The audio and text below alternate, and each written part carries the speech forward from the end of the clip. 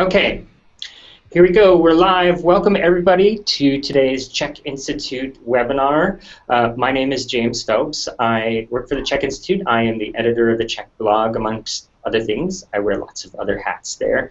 But yes, so I'm very, very excited today for our webinar. We're having today we're doing Overcoming IBS, a conversation with nutritional coach Karen Maidment. And I'm excited to host for two reasons. Now, the first is because I get to speak with Karen, who, if you're a follower of our CHEK blog, you know is just an incredible author and nutrition coach. But she and I have exchanged written words for the last year or so. Whoops. Apologies for that, had a little technical trouble.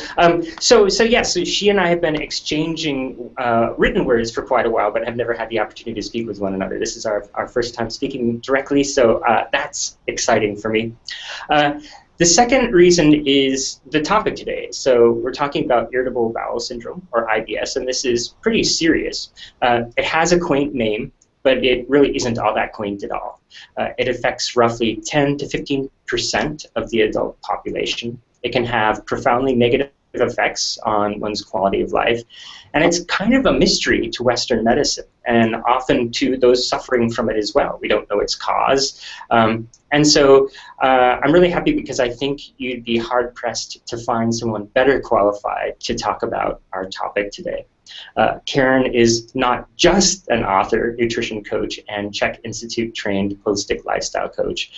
She's somebody who struggled with IBS herself and has learned how to overcome it, and now coaches clients who face that challenge themselves.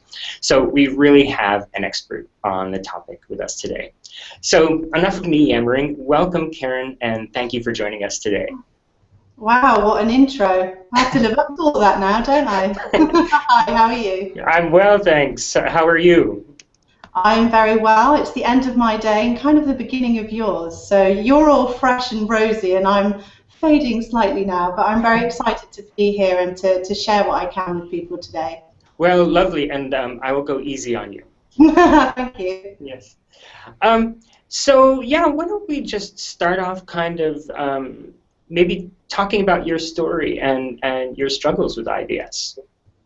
Sure, okay. So for me, probably health sort of started taking a general turn for the worse, probably into my late teens. So I guess that's fairly early in life. So I'm 34 now, so probably late teens, early 20s. Started to sort of notice a general decline, and a lot of that I put down to living a less than desirable lifestyle as a full-time student at university, not maybe eating as well as I should, and definitely drinking things that, you know, alcohol and things that we do when we were younger, and just kind of put the symptoms down to that for a long time. And it wasn't really probably until I got into sort of a full-time career and really started to notice that I was having major digestive issues. So I'd always really been able to eat pretty much whatever I wanted without any issues at all. Really started to notice a lot of bloating and gas. For me, constipation was always the key symptom. So for people with IBS, you tend to get either the constipation or diarrhea. For me, it was always the constipation. And for people who kind of have never experienced that, it's a very, not only is it physically uncomfortable, but it makes you very tired. You feel very toxic. You feel very heavy, so you tend to put on weight. Your sleep's affected, then your mood's affected, and as a female, then things like the menstrual cycle, your hormones, etc., are affected. And so certainly for me, it was probably a period of maybe 5, 6, 7 years of just getting steadily worse and worse and worse. And it wasn't really until I did my very first CHEK course, which would have been 2008. Here in the UK, that I started to get an inkling for, okay, what might be going on here and how can I best help myself. And at that time as well, my now husband Adrian was also having digestive issues, and whilst I was relatively fortunate in only having IBS, he went on to suffer with Crohn's disease and sort of major surgery. So really for me, it was right thrown into the deep end of, okay, how do we deal with these digestive issues in a natural way and actually create a radical shift in our health that I then went on to cultivate as a clinical practice. Wow, so that was a very long process of, and when were you ever officially diagnosed? Did a doctor diagnose you with it, or how did? No, do you know, as soon as I started realizing what it was, by that point my mindset had already shifted away from the allopathic route, and to me there was no benefit in getting a diagnosis of IBS because, as I now know as a clinician, the term IBS really does mean we don't know what's wrong with you or what's causing it. We'll give you a label because it will probably make you feel psychologically better, but there's nothing we can actually do to stop the symptoms. So for me, that I never needed that label from the GP, and my symptoms were so classically IBS that there was just no reason for me to follow that up. Right. And you know, while I was doing research after we decided to do this webinar, you know, I went to a lot of our major health websites like the Mayo Clinic, and they say exactly what you said, is that there really is no understanding about the cause for IBS. It's kind of a mystery. And so, yes, it's a name that is given to make people feel comfortable. At least we know what it is, right? But that's it. That's the extent of what we know. Yeah, and I think actually sort of achieving the status of having the label of IBS can actually be quite detrimental, because what comes with that, from my experience speaking to many clients now over the years, is that they then resign themselves to the fact of, well, I have this collection of symptoms, nobody knows what it is, no, I'm not going to be able to get rid of it, I'll have to live with it. And there must be millions of people now across the world that are just thinking, okay, I have to live with these symptoms and that's my life. And I think that's really sad because it's not the case at all. Yeah. And, you know, as you pointed to, the symptoms, you know, they really do affect your quality of life. And so resigning yourself to accepting that is it's really demoralizing. It is, and I think people aren't aware of just how far-reaching IBS symptoms are. So a lot of people who find me via my website, there's a little video on there where I talk about what I went through. And a lot of people say, wow, you know, I've had that symptom as well, and I never really connected it with the IBS. You know, we all think of IBS being things like gas and bloating, wind, and then the bowel irregularities. But we don't necessarily piece together the sleeplessness or insomnia, the mood swings, the food cravings and food allergies, hormonal imbalance, weight gain or weight loss. All of those can very much be linked and tied in to the classic IBS symptoms. Wow. And so if you're able to find a way to overcome IBS, then it sounds like lots of other things can really fall into place as well. Yeah, I mean, that's certainly what I find clinically, and it's certainly what I found for myself as well. Wow.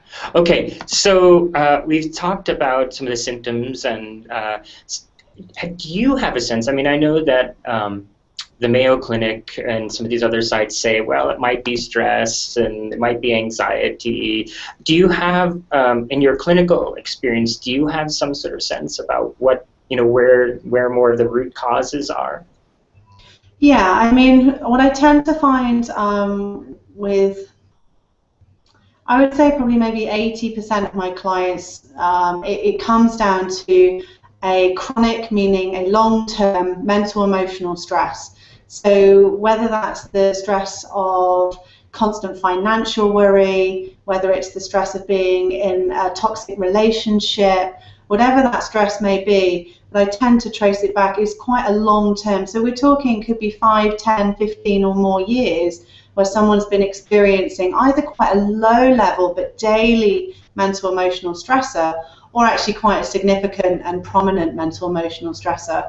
And what we have to remember is that, yes, okay, it's in the mind, it's in the emotion, but ultimately a thought drives an emotion which drives the physical response in the body. Mm-hmm. And when we feel that mental emotional stress, things start to change. So we start to have a weakened immune system, so our immunity goes down. That kind of opens the doorway to potential pathogenic bugs getting in, like bacteria and parasites that shouldn't be there.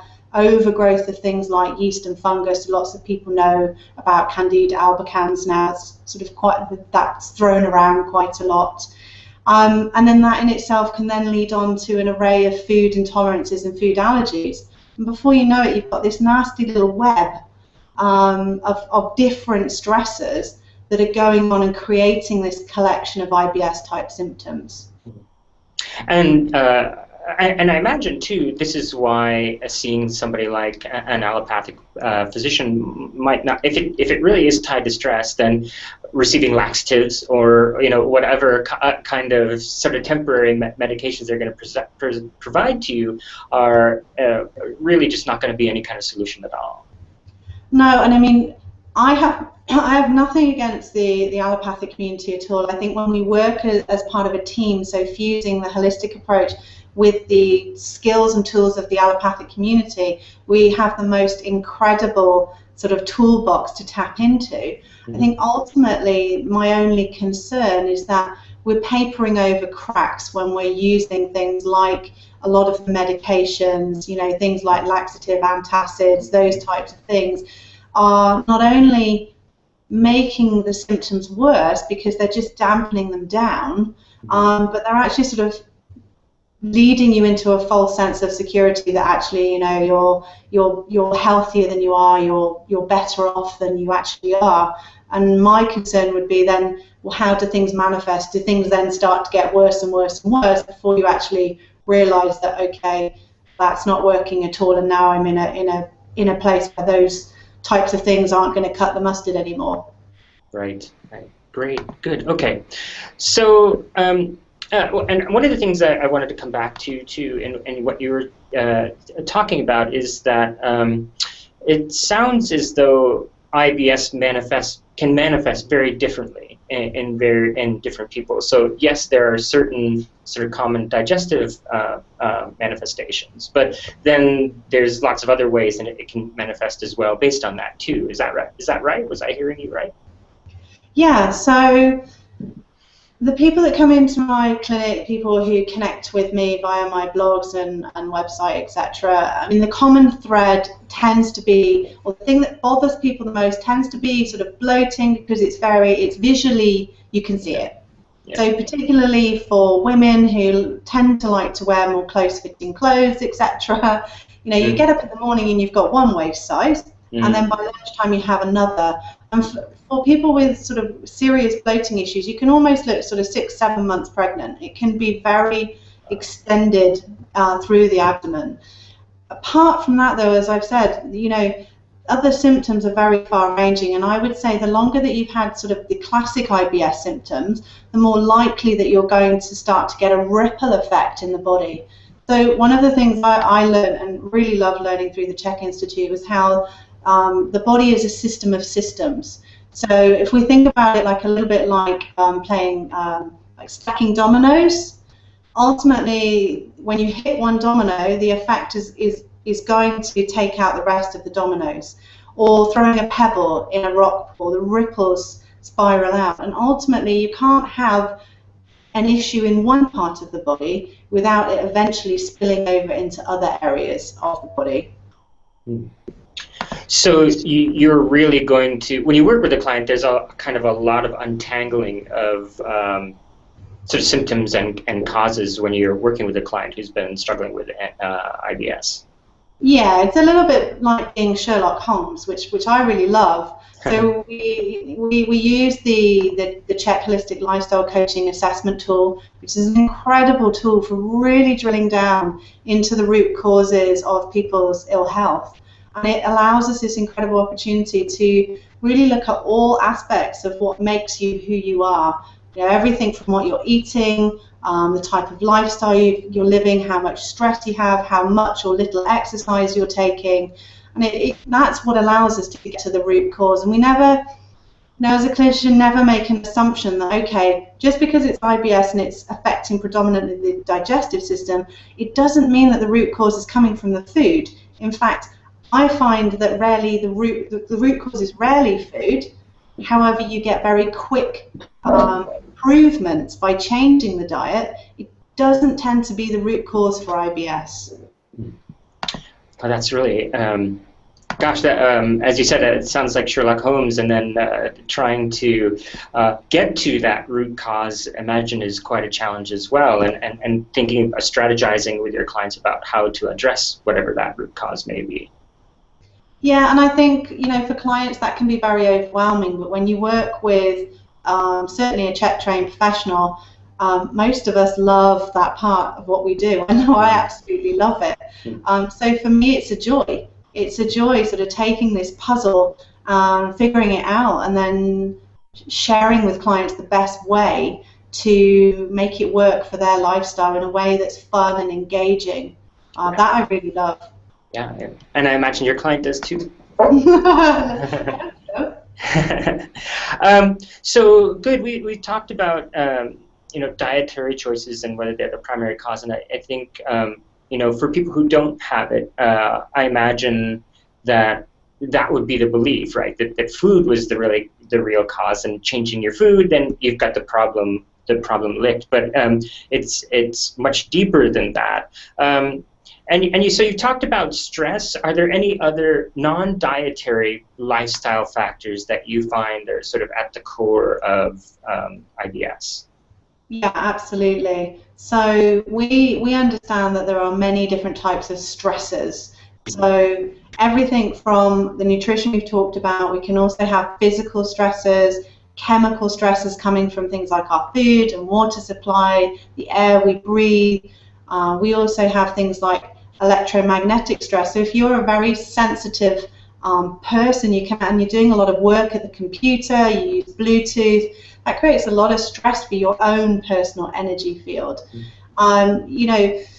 We've talked about obviously the psychological stress as well, and I think unless you are a Buddhist monk or incredibly dedicated to your meditation practice, most people are experiencing some kind of mental emotional stress probably on a daily basis, and if not once, several times a day for the average person.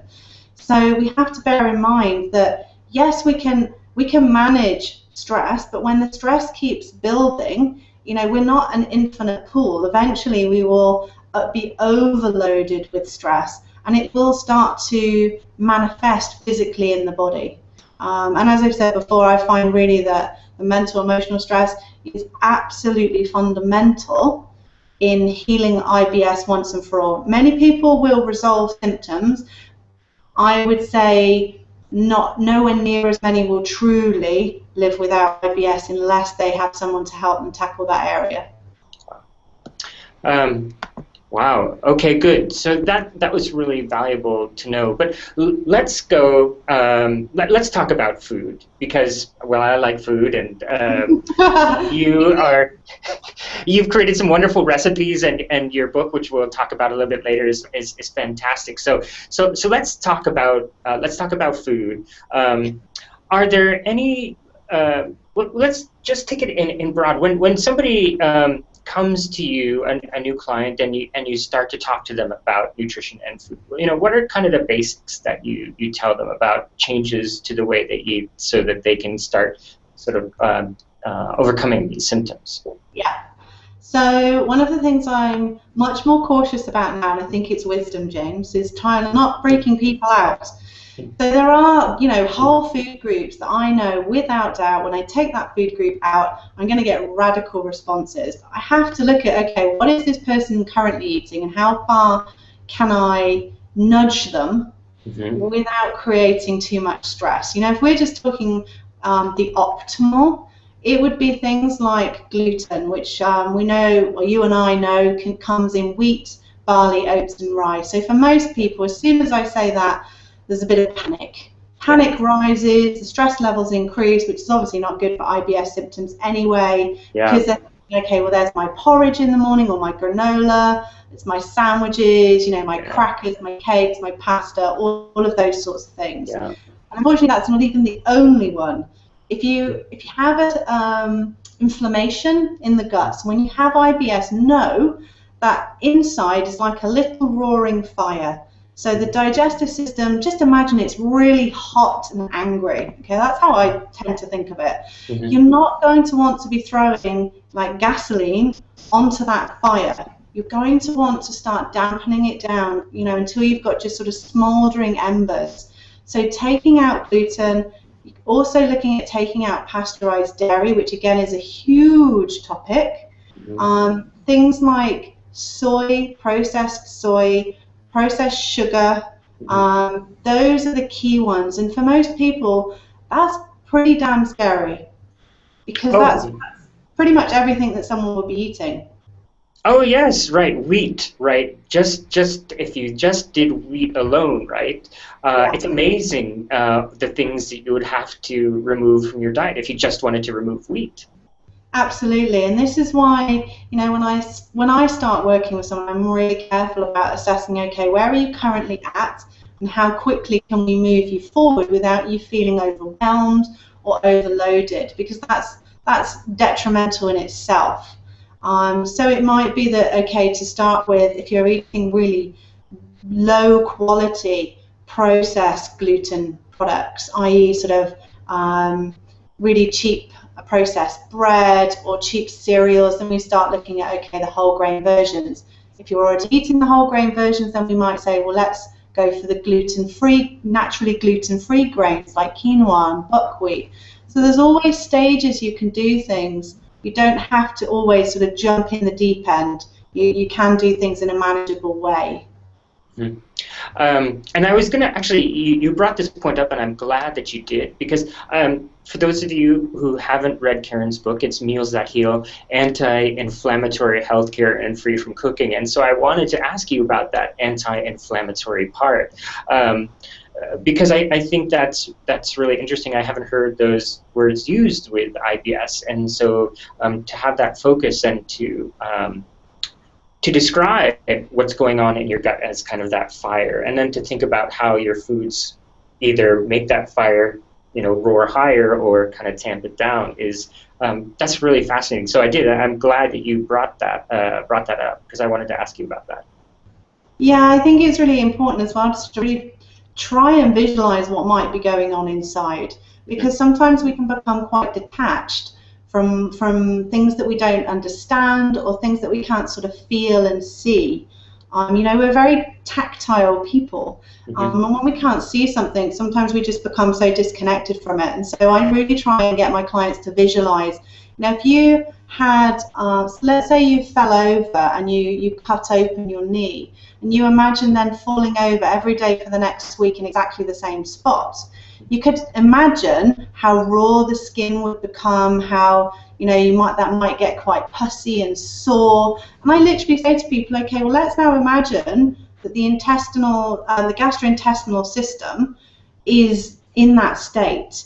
Are you going to want to aggravate it by carrying out the same behavior, i.e. perhaps eating gluten or pasteurized dairy every day until the situation is so bad that it's potentially irreversible? Right. Yeah, that makes a lot of sense. And so we're talking about what Paul, I guess, would call the four white devils, right? I mean, these are the kinds of foods that you want to avoid, right? The gluten, processed wheats, processed dairy, processed sugar, and then table salt as well.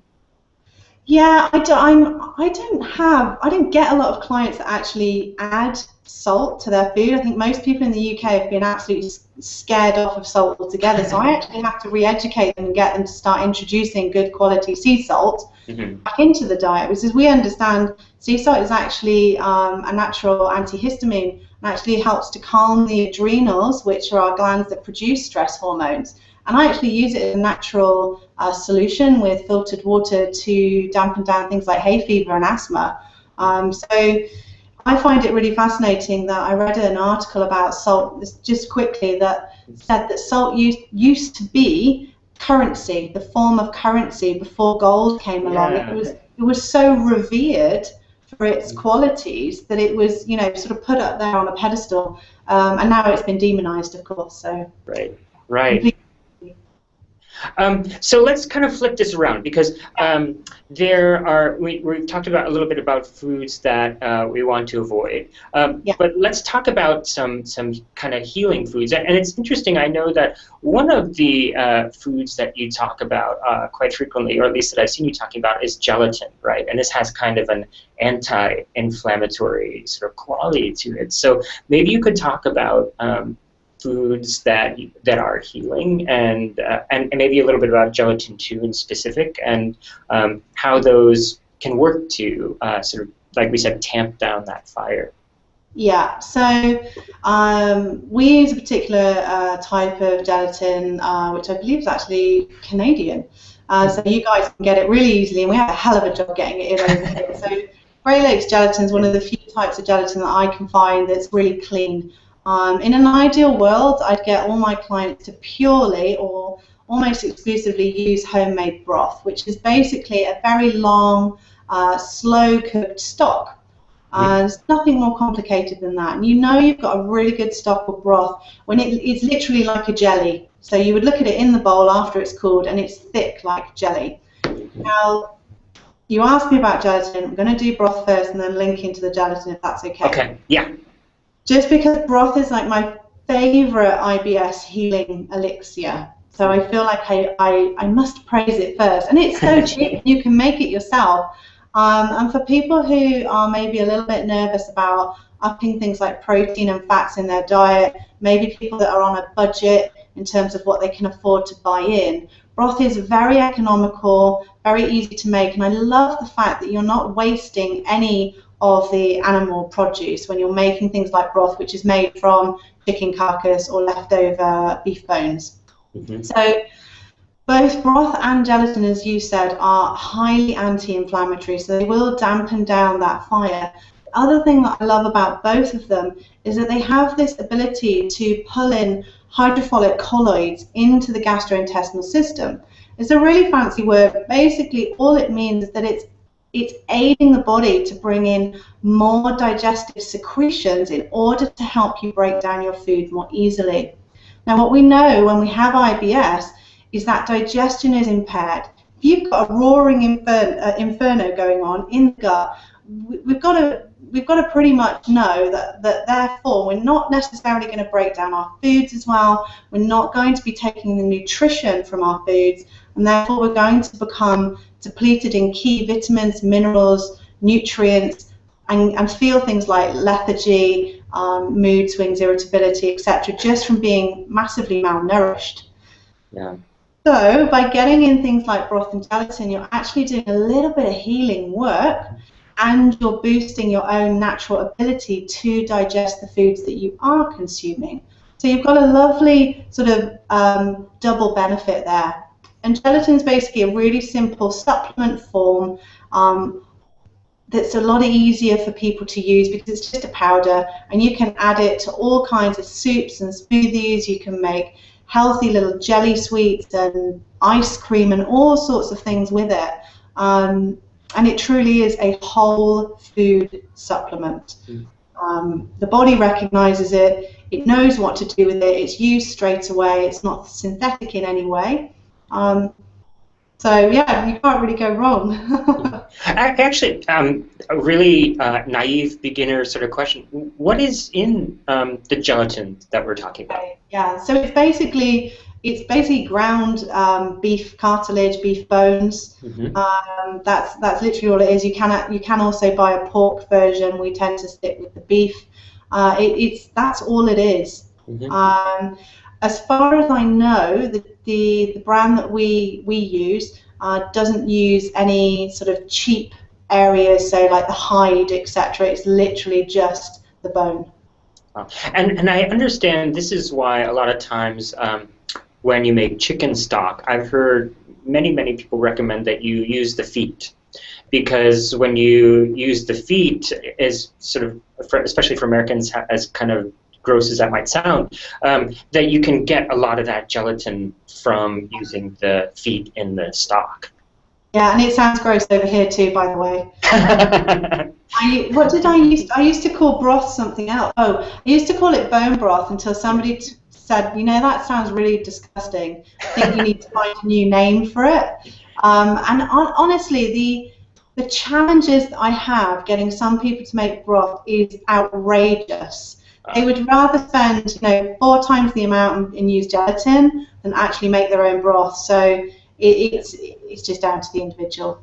Yeah, but you're right also about the economic side of making, especially with chicken, right? Because we consume an awful lot of chicken, and so if people would, you know, what I do is I just save my bones from when I've had, you know, a whole chicken, or even, you know, I tend to buy thighs that have bone in, and you save those, right? And you just maybe put them in the freezer or whatever, and then that's it. You know, you need water and vegetables and the bones that you've saved. Yeah, and that's, you know, as someone who was a vegetarian for a very long time, and sort of got to the point where I realized that wasn't serving my health, one of the key things for me when I started eating meat again, sort of after 17 years of not eating meat, was that, okay, I need to be able to buy the best possible quality there is, and therefore my food bill tripled overnight. I seem to have married a man with hollow legs, so it doesn't matter what I feed him, he could always eat more. So any way that we can be more effective with our shopping bill is definitely a win-win situation. Yeah, and I know too. I mean, one thing that I think a lot of people avoid buying bone-in, especially chicken, because you feel like you're not getting your money's worth because you've got this part that you're not going to eat, right? And so now this is a way of, you know, if you're worried about that, this is a way of getting your money's worth out of, you know, parts that you thought you were never going to make anything out of. Yeah, and also over here, I'm not sure how it is there for you, but things like chicken breast are outrageously expensive. Yeah. And yet actually chicken wings, chicken drumsticks are much cheaper. Also actually buying a whole chicken is much more economical again. That's right. And then, as we said, you've then got the whole carcass that you can use and then divide your chicken down. I mean, I literally pick over a chicken carcass and use all the little bits for things like a homemade coronation chicken or something like that. Nothing is wasted, and it's very satisfying. Yeah. I need to stop by your house for dinner sometime. Yeah, just swing by. It's not far for you. It's a little trip. Just pop around. So that's great, and so yeah, and I think too, you know, this may sound like a bit of a chore, but I make my stock like once a month, right? So I'll just collect all my bones, and then on the weekend you really, especially for chicken stock, it's so easy that you just stick it and let it go once you scoop that little stuff off the top, right? Yeah, I mean, so one of the things that people sort of like to know when they're maybe starting something new is, okay, what are the best ways to cook? What's the easiest ways, the cheapest ways of cooking? How can I be economical? And ultimately, if you don't have a slow cooker, James, you are missing a trick. I think you guys call them crock pots. Yes. Yeah, if you don't have one of those, something's gone wrong. Go and get one. Get the biggest one you can find. My clients say to me, well, how big? Yeah, there's only 2 of us. How big should it be? And I'm like, get the biggest one they do. Because I literally, you know, I always batch cook. So one of the things that is a little bit more labor intensive, so in order to heal the gut, you have to cook. It's radical, I know, but we have to be cooking. It's no good to go and buy processed food that's full of garbage, that's going to upset your digestive system and aggravate your symptoms. You need to be cooking clean foods at home. And one of the easiest things to do is put something in the slow cooker in the morning, let it cook all day, and there's nothing better than walking in the door after a busy day at work, the smell of food hitting your nostrils, and then sitting down to a beautiful hot meal that literally took you 5 minutes to prepare in the morning. I mean, that to me is fantastic. Yeah. And it's also, just as a little by point, slow cooking food like that actually makes it much easier to digest. And if you make things like a stew or a curry, a chili, anything that you can put the broth in with, so any kind of meat, fish, chicken that you can add broth to, it will actually be very, very easy for you to digest that protein. So a lot of people struggle to digest the protein. They take protein out, not realizing that they actually need the protein for growth, repair, rebuilding. So it's very important to keep the protein in, but to be eating it in a very easily digestible form. And slow cooking is the way to go. Great. Well, and you brought up a point. You anticipate me all the time. Sorry. No, that's wonderful, because one of the things that I wanted to ask you about, and you had said that if you're really going to overcome IBS, you need to be cooking. You need to be in charge of what you're putting in your mouth, and of course, cooking is the best way to do that. So, but I'm sure you've run into clients who are like this. I know people who are like this, who the prospect of having to cook every day, just for them, it's almost another stress, right? They don't know how to do it, or they do, but it's just it's a chore to them. So how do you have any techniques or tips or ways that you ease your clients into the role of head chef? Yes, I do. So I try to help people to shift their mindset from something that feels like a chore to something that feels fun. So one of the first things that I ask my clients is, is your kitchen tidy? Do you use it as a storage for tons of junk? Can you get to the worktops? If not, clear it out. Make sure that it's a clean space for you to be in, and then make sure you've got like a stereo, a laptop, or an iPad in there. Get your favorite music on, or hook up to some of your favorite podcasts. Me and Paul, we hang out a lot at cooking time. So we are always hanging out. Whenever he does a new YouTube, he's on in the morning whilst we're making breakfast. So for us, that's a joy for us. I don't want Paul's ego to get too large here, but we're learning. So for us, it's exciting, it's fun. Mm-hmm. So get some podcasts on, or some story, audio books, something that kind of gets you engaged. If you really can't engage with the cooking process, if that really doesn't float your boat, mm-hmm. then multitask and have something else going on. Perhaps get your friends or your kids involved, or your housemate or your partner, so you don't just feel like you're being trapped and stuck in another part of the house where almost like you've been naughty and you've been told to go off and hide in the kitchen. So for me, it's so I find this concept quite hard, but I do have that with my clients. That would be one thing. And then the other thing that I say to people all the time is, in my opinion, never, ever, ever cook one meal at a time. Not unless you love cooking and you've just got tons of time on your hands. Even if you're just poaching a piece of fish, I'd be then poaching an extra piece for lunch the next day. Mm-hmm. So I very rarely cook a meal that doesn't have enough left over to fulfill another meal the following day, or to go in the freezer and have a few days or a week later. So those are a couple of my key tips. That's great, and I will also reaffirm the crock pot or the slow cooker. It's fantastic, like you said. Sometimes I do it while I'm sleeping, and so you wake up the same way in the morning. You're smelling this wonderful food that is just ready. You can roll out of bed with your crazy bed head like I have, and just have at it, and it's wonderful. It's wonderful. Yeah, it really is. Some people might be like, okay, well, am I going to be eating loads of cooked food? And then where's my raw food coming from? And this time of year. So at the moment for us, we're in our high summer.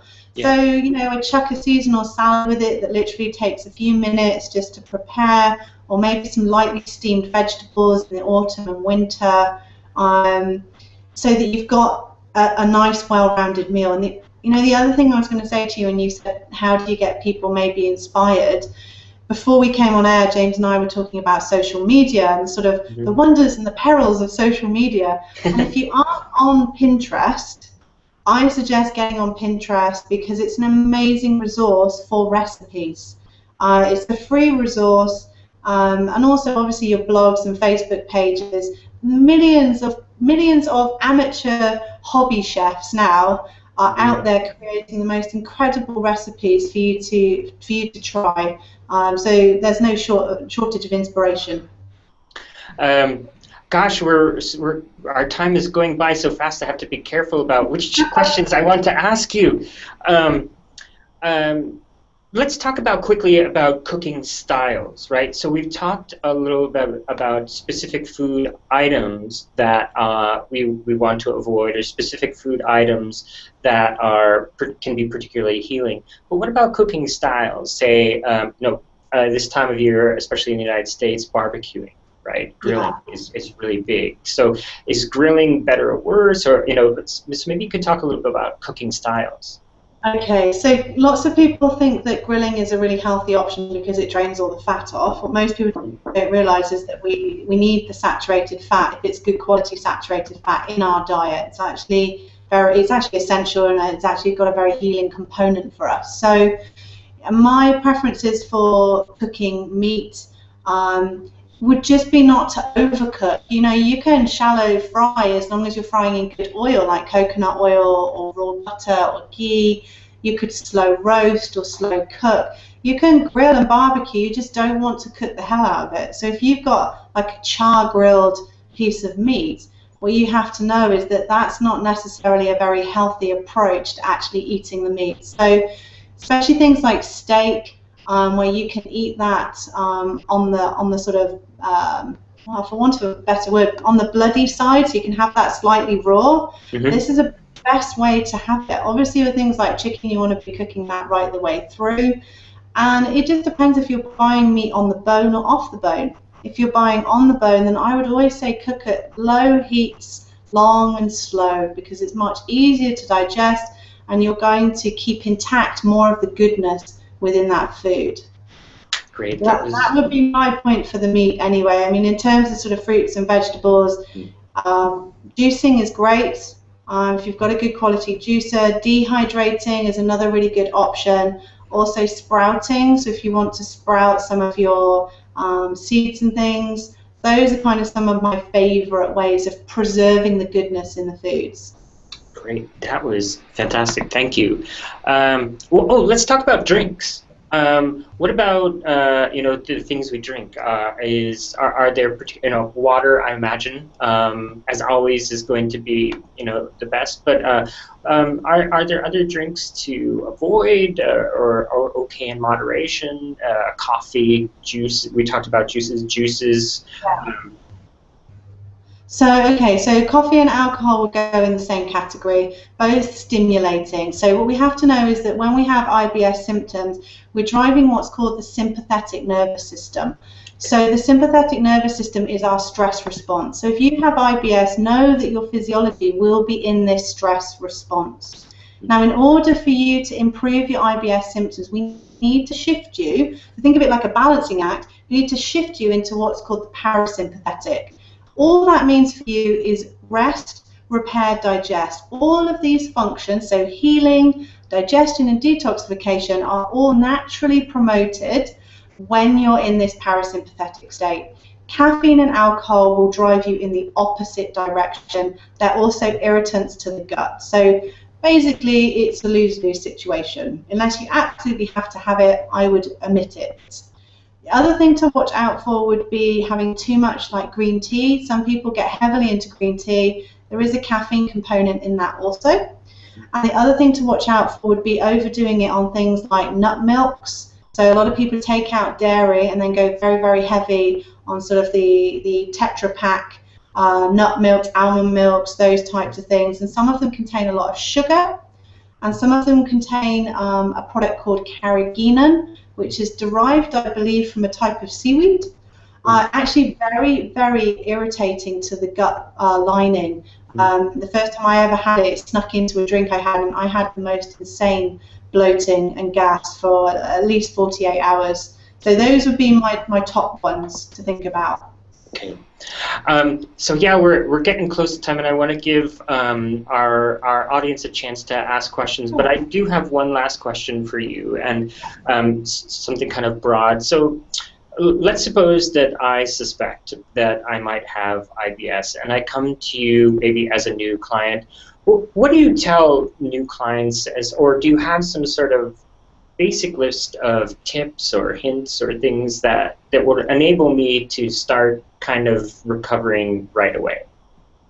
So the first thing that I would do would be to see if we can potentially remove gluten from the diet. So that would be the first thing. So if we can do that as a dietary, I can normally guarantee people radical shifts in their IBS symptoms if they can get themselves off gluten and dairy in the first sort of few weeks. Okay. Then to go with that, I always Paul calls him Dr. Quiet.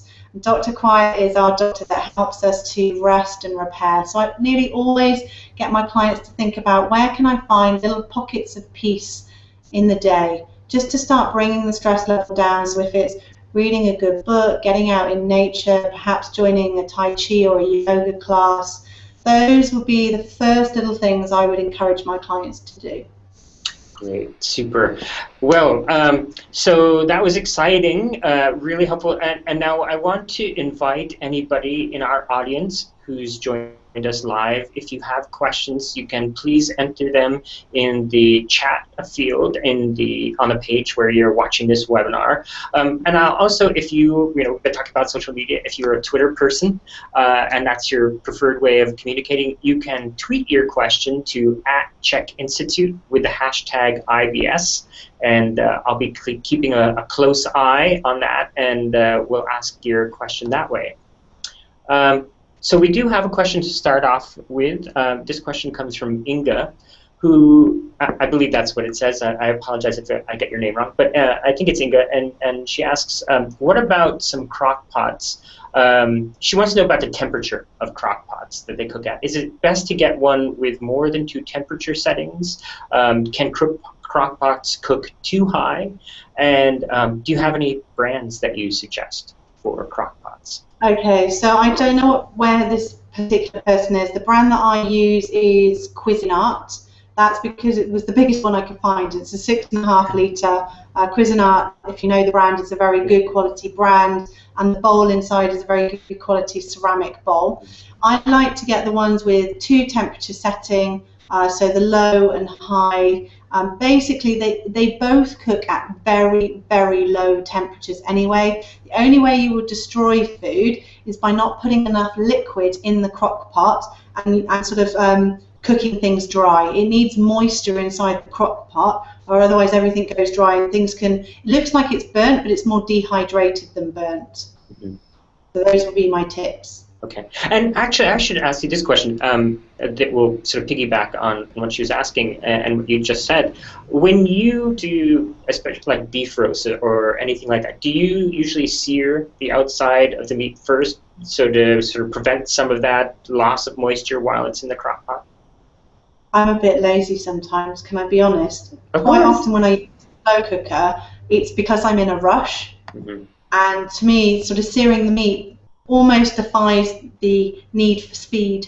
So I am a little bit lazy. If I'm slow cooking in the oven, I will sear it, and I will sear it with the seasoning into it. If I'm using my crock pot or slow cooker, I am a bit lazy and I just chuck it on in there. So it doesn't affect anything, I don't find personally. Okay, that's how I am too, but I prefer it. Yes. So our next question comes from Marta, and she asks, where can we obtain the diagnostic key questions that you mentioned? Okay, I'm not sure I fully understand the question. If you do, James, can you rephrase it for me? No, I was trying to think of what these key diagnostic questions were also, and I don't quite remember. So maybe, Marta, if you could write in, amplify your question a little bit, and then we'll come right back to it. Yeah, definitely. So let's move on to one. David asks, are the changes in diet effective for other digestive issues such as GERD? Yes.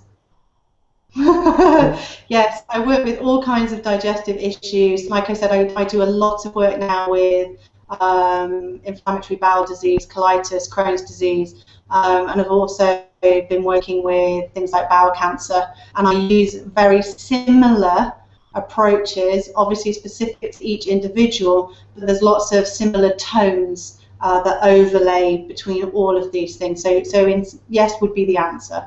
Mm-hmm. Great. Our next question comes from Gwen, who writes, what's the best natural food for a body fat reducer? So the question is, what is the best food to reduce body fat? Yes, I believe that's right. I wish it worked like that, because if it did, I could probably be a millionaire. There's no specific food that, unfortunately, is just going to make you reduce body fat. We have to ask ourselves, well, why have we gained body fat in the first place? Quite often, our body fat increases as a stress response. So we need to know, okay, what's the stress being placed on the body that caused us to gain that fat in the first place? Is it to do with the foods, or is it to do with one of the other stressors that we talked about, i.e. mental, emotional, maybe it's physical stress? So if you want to reduce body fat, my suggestion would be to actually work with a practitioner who can assess you, find out what your stresses are, and ascertain how best to reduce your body fat. Great. Our next question comes from Christian, and Christian writes, if on a perfect paleo diet for a protein type, I got an IBS with huge, or I have IBS with huge constipation due to emotional issues, being away from home and studying at home, underground with mold and no sunlight. Right. Now I'm with my family, my diet is perfect. How do I progress? So I think what Christian is saying is that he's on a paleo diet, and he's a protein type, and he had been experiencing, or he does have IBS mainly with constipation problems, and partly due to he says emotional issues. So he's on a good paleo diet. What would be his next step? So if he feels that the foods are clean and that he can't improve, one thing I would just double check, he said he's a protein type, so I'm wondering if he's had metabolic typing done, which would establish that he's a protein type. Quite often protein types eat way too much protein. I know because I've done it. So we think, oh my goodness, I need to eat red meat 3 times a day. And before we know it, we've overloaded the body. We've created a different type of toxicity. And, we feel like our diet's really clean, but actually we've overloaded ourselves in another area. So one thing to bear in mind is, protein type doesn't mean tons and tons of red meat and having to eat that kind of protein at every single meal. So just maybe relook at how much protein you are having and if you really need it. And I would say it sounds like you need to find the right practitioner to support you and guide you to releasing whatever emotional traumas you're still hanging on to. Certainly constipation is a pattern of holding on physically in the body. I've found huge success when we uncover what it is that the individual is holding on to. Normally we find a natural release and re-establishment of the bowel movement from then on. Yeah. Gosh, we have so many great questions. Let's see. Let's do this one. Do you find that your clients with IBS often also have parasite or fungal infections? Yes, always. What we have to remember is that when you have IBS, we know that the immune system is weakened. We also know that the diet is likely to have been very high in processed foods, i.e. processed sugars. Low immune system and processed food equals a beautiful, welcoming site for all kinds of pathogens. So yes would be the answer. Okay. Now let's come back to Marta. Maybe I'm thinking I understand this. So Marta wants to know, I think more generally, are there some kind of diagnostic questions that you could ask that would help to diagnose IBS and its symptoms? And I'm wondering, as an HLC, obviously that health assessment questionnaire from How to Eat and Be Healthy is going to be probably central to your practice, right? Yeah, absolutely. So literally, if you're a practitioner and you are particularly interested in sort of digestive work, you can do 2 things. You can go down, one, the functional medicine route if you really love that left brain side, or you can literally go down the HLC route where you get the most incredible assessment tools to discover what's going on within the different systems of the body. If you are a layperson, the book that James has just referenced, which is one of Paul's, I think one of his best book, in my opinion, is How to Eat, Move and Be Healthy. And you have some really simple assessment tools in there that will indicate straight away, is there a pathogenic parasite, bug, yeast and fungal issue? if you're getting a yes to that, and you've got some of the basic IBS symptoms, then to me that would be enough to say that you are suffering from some type of IBS. Yeah, so Marta, as Karen said, the book is How to Eat, Move, and Be Healthy by Paul CHEK, and right at the beginning there's a health assessment questionnaire that's super useful, that I think will be really helpful to you in a diagnosis. Yeah. So our next question, and I know we're slowly pushing up on time, but this is a great one too. This is a question from Sarah, who writes, does doing exercise like CrossFit a couple of times a week help or contribute to inflammation? Afterwards, I always feel so relaxed. Okay, so a lot of people actually need cardio type exercise to get any kind of release and relaxation. I tend to find that's because people are actually quite pent up and they don't really know how to relax. I would say bear in mind that any kind of very, very intense aerobic exercise or exercise that's over sort of 20 minutes or so is going to stimulate that sympathetic nervous system that we talked about, going to push you into the fight or flight response, so potentially going to aggravate or worsen IBS symptoms. The best way to probably CrossFit would be do it first thing in the morning, make sure that you've had a good snack before and a very good breakfast afterwards to make sure you're re-nourishing the body, and leave a good gap between your next training session. So twice a week would be an absolute max. If you were my client, depending how bad your symptoms were, I may encourage a short break and then go back to it once the body is in a sort of better stage of healing. Okay, and let's see. I'm hoping we have at least time for one more question. Let's see. So many good questions. Thanks to everybody for submitting them. Let me pick one here. Okay, so this question is from Roger, who writes, how much bone broth and gelatin should you be having and how often? Is there any protocol that you implement with it? Okay, that's a really good question. All my protocols are specific to the individual and are based on assessment tools that I carry out. What we have to bear in mind is any potential food sensitivities, so we don't want to be having, for instance, beef, i.e. beef broth and then beef gelatin every single day. Because if the gut's damaged, you are more susceptible to provoking a food allergy short term. Yes, you could use broth every day, but you'd want to be changing it up. So maybe chicken broth, then beef broth, then maybe some fish broth. In terms of how much you can have in a day, you could have up to 6 tablespoons of the gelatin for if you were training a lot or you were in a particular needy phase of healing. Broth, I tend to recommend sort of 2 to 3 cups a day, or a small cup with each main meal. But it is very person specific. Start small, titrate up. Wise advice, wise words. Thank you, Karen.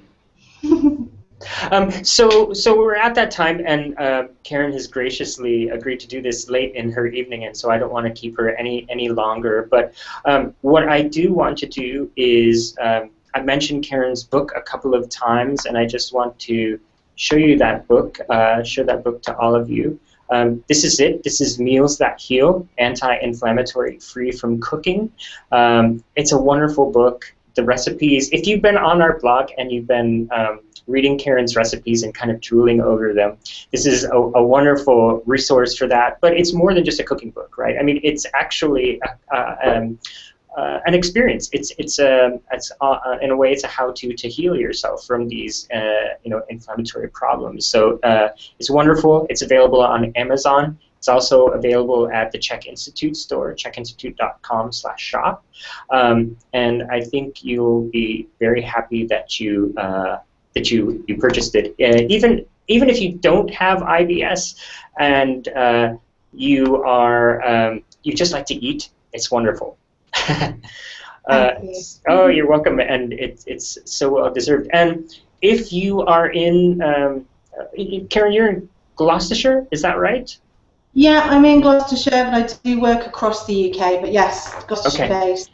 And so, if somebody is in the UK and they wanted to be your client, how would they find you? So just to let you know, I work with people across the UK, Europe, and the States. So I work with people via Skype. But if anyone wants to contact me, the best way to contact me is via my End IBS Naturally website. So you can go on there, sign up to our free newsletter, and also request a complimentary consult. And the website is just endibsnaturally.com? It is, yeah. Excellent. Well, we will append that to the video recording of this as well, so that and put it in. This video recording, by the way, will appear on a YouTube channel, so we'll put that link to your website there as well for anybody who wants to contact you. And you also run cookery workshops, right? Yes, yes, they are very fun. Lots of opportunity to try all sorts of weird, wonderful, and unusual foods that all taste amazing, and sort of trawling across the UK at the moment. So we've got one in Gloucestershire in October, and then we'll be back in central London in November. And who knows, there's whispers of perhaps a US visit next year. I'm there. We'll see what we can do. Yes, and if somebody wanted to sign up for one of your cookery workshops, would they do that at endibs.com or endibsnaturally.com, or do you have another website? We have a shop, so you can literally go onto our shop, which is purebodybalanceshop.co.uk. Or if it's too complicated, you just contact me through the IBS site, and I can give you details. So either one. Lovely. And Karen has also graciously written a wonderful blog post for us that will appear next week. I think it's 7 facts and fallacies about IBS, which is wonderful. A really good basic sort of article about IBS. And I believe you've also included a recipe for, we won't call it bone broth, right? No, homemade broth. Homemade broth. So that's very exciting. I think it's going to be, it is a wonderful article, and I encourage all of our audience today to head over to the blog next week. If you haven't already been there, it's just chekinstitute.com/blog, and Karen's new article will appear, and there's all sorts of other wonderful pieces by Karen and our other contributors. So highly recommend it. Well, thank you, Karen, so much for spending your evening with us. I really appreciate it. This was very helpful, very informative about, as I said, something that sounds quaint but really isn't. Oh, you're welcome. It's my pleasure. Super. Well, I hope that you will do this again with us sometime, too. Maybe we can come up with something. There's also, I guess, whispers of perhaps another Karen Maidment book coming out at some point. Yes, certainly is. I think it'll be a little way off yet, but it's in the making, yes. Wonderful. Well, perhaps you'll join us again when that book is out. Yes, of course. No problem. Lovely. Well, thanks so much, Karen. Thanks to our audience for joining us for this webinar. And we're going to have another webinar next month with Joe Rushton from the CHEK Institute blog. So that will be exciting. I look forward to all of you joining us. And yeah, thanks again, Karen. It's good to see you. Take care. Bye-bye. Bye now.